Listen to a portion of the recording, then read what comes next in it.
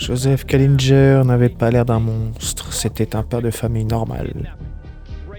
Dans les années 70 à Philadelphie, il est convaincu que Dieu lui confie une mission. Faire souffrir et tuer pour purifier le monde. You murdered your own son? Yes, I did. Why did you do that? He was a sacrifice. I was to murder 3 million people, the planet Earth. And he was a sacrifice to see if I could murder one of my own. At the end of murdering all the people on Earth, I was going to murder my own family and then take my own life and become God.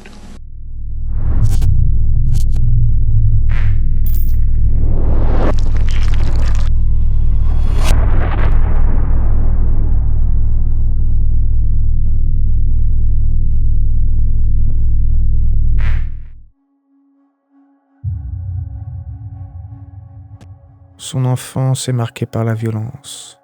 Sa mère l'abandonne avant l'âge d'1 an, puis il est adopté par un couple autrichien qui lui feront vivre un calvaire. Coups, séquestration et humiliation faisaient partie du quotidien. Son père adoptif l'enferme dans les placards, lui fait manger des excréments, le brûle avec des fers, le fouette avec des ceintures et l'affame.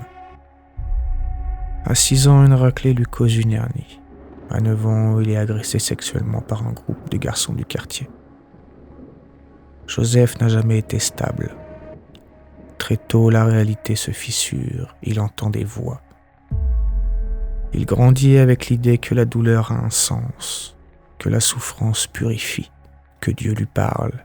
La voix lui ordonne d'agir, de tester, de tuer. Et quand ils fondent une famille, la maison devient son laboratoire. Son épouse Elisabeth lui donne 5 enfants et une vie en apparence stable. Mais derrière les murs, loin des regards, Kallinger transforme le quotidien en supplice. Sa femme et ses enfants. Il les attache, les bat, les humilie. Pas dans la colère, dans le calme, comme un rituel. Il explique, il enseigne, il dit que c'est nécessaire. Les cris ne sortent pas, ils restent coincés dans les murs. Puis, il sort de la maison. Il enlève, il torture, il tue, sans rage. Pour lui, c'est pas des meurtres, c'est des expériences. Dans les années 60, Kallinger fait des allers-retours en hôpital psychiatrique en raison d'amnésie, d'une tentative de suicide et d'un incendie criminel. Et puis, il y avait son fils, Michael. Un enfant élevé dans la peur, cassé avant même de comprendre le monde. Joseph le détruit. Il le façonne, il lui parle, il lui explique. Et un jour, Michael est prêt à accompagner son père. Il était là, pas par choix, mais par conditionnement. La première victime fut José Collazo, un garçon portoricain torturé et étouffé dans une usine désaffectée. Peu après, Kallinger assassina son propre fils, Joey, âgé de 14 ans qu'il l'avait dénoncé pour maltraitance. Entre 1974 et 1975, le duo sème la terreur dans le New Jersey, le Marineland et la Pennsylvanie. Ils s'introduisaient par effraction dans les maisons, maîtrisaient les familles, volaient de l'argent et des bijoux et parfois violaient leurs victimes. Lors d'une agression, ils ont bâillonné 5 femmes et leur ont dérobé $20 000. Mais Joseph a culminé avec un acte sadique. Il a ouvert les seins des femmes et les a violées. Il marche dans les rues. Il observe. Il enlève, il torture, il tue.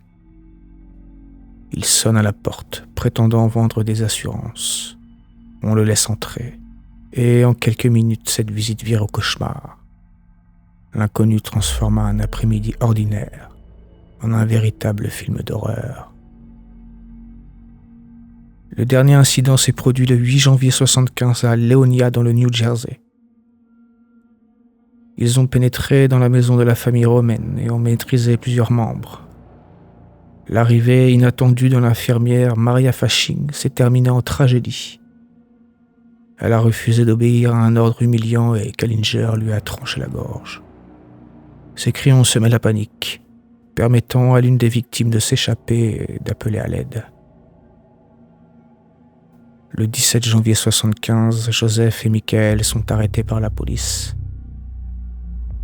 Les aveux sont précis.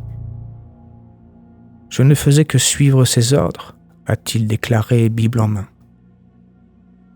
Il a été condamné à la prison à vie. Michael est considéré comme une victime de manipulation et est envoyé dans un centre de redressement.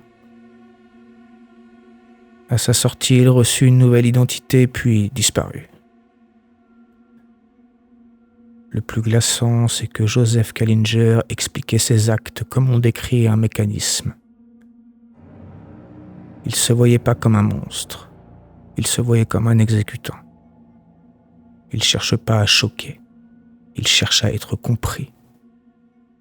Et son fils, un outil. En prison, il continua d'avoir un comportement violent.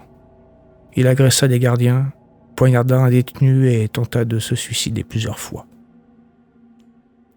Dans des interviews, il raconta avoir eu des visions et réaffirma que sa mission était de sacrifier des millions de personnes pour devenir Dieu.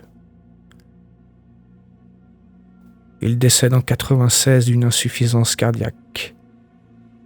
L'un de ses derniers écrits était un poème intitulé « Enragé », dans lequel il reconnaissait son échec. « Aujourd'hui, je ne suis pas Dieu. Je ne suis qu'un malade mental, étranger au monde qui a alimenté ma rage. »